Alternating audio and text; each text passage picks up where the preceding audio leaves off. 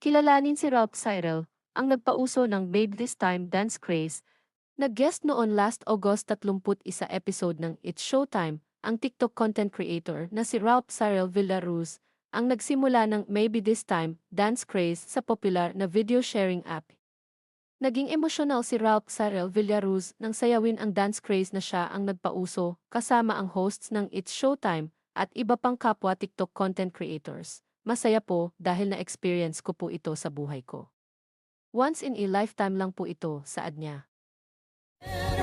She's smiling like she used to smile way back then. She's feeling like she used to feel way back when they tried.